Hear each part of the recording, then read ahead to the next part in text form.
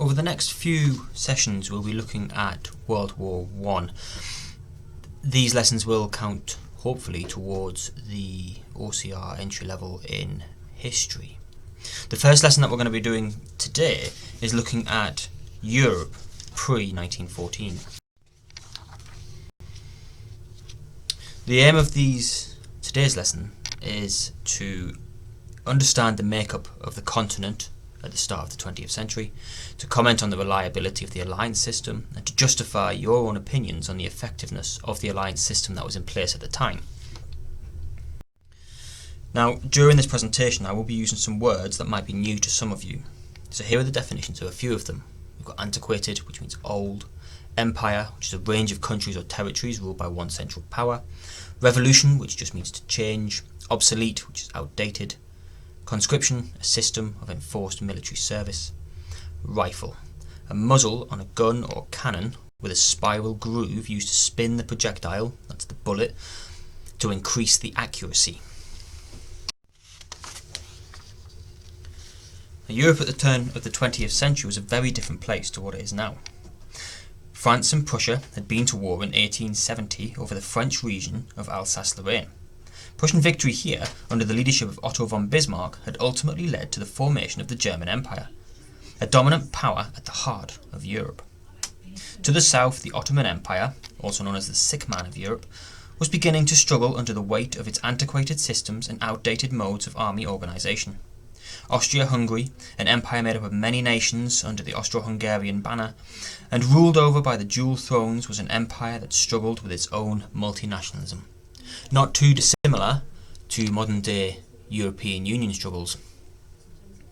Great Britain ruled 1/5 of the world and looked to maintain its position as the world's most dominant superpower, despite growing pressure from its European neighbours. By 1905, Germany was ruled over by Kaiser Wilhelm II, who, like many national leaders, looked upon the riches of the British Empire with envy. The 19th century had witnessed a series of military revolutions. At sea, ships were now built from steel and powered by coal-fired steam engines. HMS Dreadnought, pictured here, was launched by Britain in 1906 with turbine engines and 10 12-inch guns. This ship made all existing battleships obsolete. On land, Prussia's combination of conscription, forward strategic planning by general staff, and a railway-borne mobilisation helped to win the wars of German unification, and was widely copied. Breech-loading cannon with rifled steel barrels replaced smooth-bore muzzle loaders. These were much safer and more accurate. And infantry rifles replaced muskets. Smokeless high explosives replaced powder in bullets and shells, and the modern field gun could fire up to 20 rounds per minute. Yet, although on balance these developments favoured defenders over attackers, military planners concluded from the 1904-05 Russian-Japanese War that offensive tactics could still prevail, albeit at a much higher cost than before. Peace depended on a transitional devices such as the balance of power and deterrence.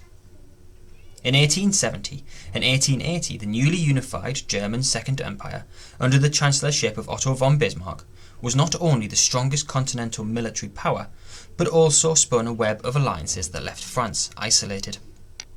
The Austro-German alliance of 1879 developed into the Triple Alliance, including Italy. In 1882, and Russia too concluded agreements with the German-led bloc.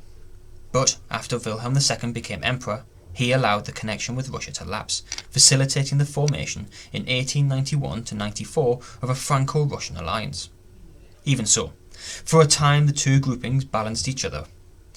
When French and Russian were forced into rivalry not only with Germany, but also in Central Asia and Africa with Britain.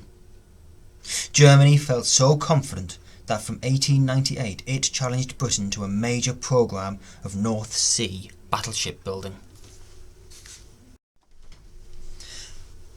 After 1904 to 1907, the lineup became more ominous.